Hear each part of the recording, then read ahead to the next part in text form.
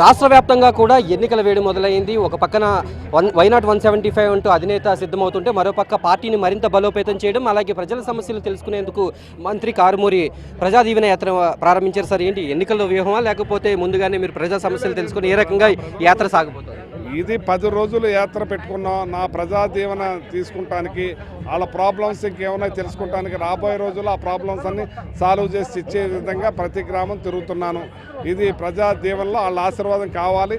భారతదేశ చరిత్రలో ఏ ముఖ్యమంత్రి చేయని విధంగా రాష్ట్రంలో జగన్మోహన్ రెడ్డి గారు చేశారు. ఇవాళ స్కూల్స్ కానీ, డ్రైనేజీలు కానీ మాకు ఒక్కటి కాదు, అన్ని రకాల అభివృద్ధి కార్యక్రమాలు పెద్ద ఎత్తున చేసింది జగన్మోహన్ రెడ్డి గారే. ప్రతి ఒక్కళ్ళు కావాలి జగన్, రావాలి జగన్ అంటున్నారు. ఇవాళ ఈ నియోజకవర్గం చూసుకుంటే గతంలో 500-600 కోట్లు కూడా చేయలేదు. ఇవాళ 3000 కోట్లు సంక్షేమం అభివృద్ధి చేసాం. ఇవాళ 3000 రూపాయల పెన్షన్ కూడా పెంచాం. ఇవాళ ప్రజలు ఏదైతే చెప్పారో చెప్పింది చేసే మనిషి జగన్మోహన్ రెడ్డిని నమ్ముతున్నారు. చంద్రబాబు నాయుడిని నమ్మే పరిస్థితి లేదు. నిన్ను నమ్మం బాబు అంటున్నారు. మంత్రిగా మీరు పార్టీని బలోపేతం చేయడం, అలాగే ప్రజల సమస్యలు తెలుసుకునేటటువంటి ప్రయత్నాలు చేస్తున్నారు. కానీ ప్రతిపక్షాలు అక్కడ కలిసినటువంటి వారిద్దరు కూడా మీ నియోజకవర్గంలో సీటు నాదంటూ కొట్టుకుంటున్నారు. మీ పైన ఎవరైతే పోటీకి ఉంటారని మీరు భావిస్తున్నారు? పోటీ ఏ రకంగా ఉండబోతుంది? సార్, ఎవరు వచ్చినా, ఎంతమంది కలిసి వచ్చినా సింహం సింగిల్గా మా జగన్మోహన్ రెడ్డి గారు వస్తారు.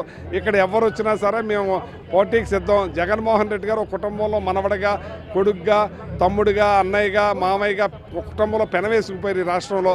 అంచేత కావాలి జగన్, రావాలి జగన్ అన్నారు.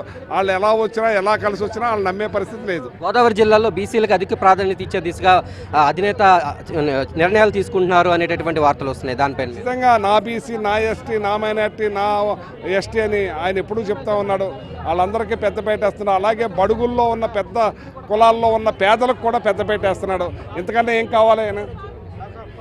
ఇది మంత్రి కారుమూరి చెబుతున్నటువంటి విషయం. ప్రజా సమస్యలు తెలుసుకోవడంతో పాటు పార్టీని మరింత బలోపేతం చేసే దిశగా అడుగులు వేస్తున్నామని, అలాగే మాకు ప్రత్యర్థులుగా ఎవరు వచ్చినప్పటికీ కూడా విజయం జగన్మోహన్ రెడ్డిది అని విజయంగా చెబుతున్నారు మంత్రి కారుమూరి. వీడియో జర్నలిస్ట్ కరి శ్రీనివాస్తో మల్లికార్జున్, అత్తిలి నుంచి.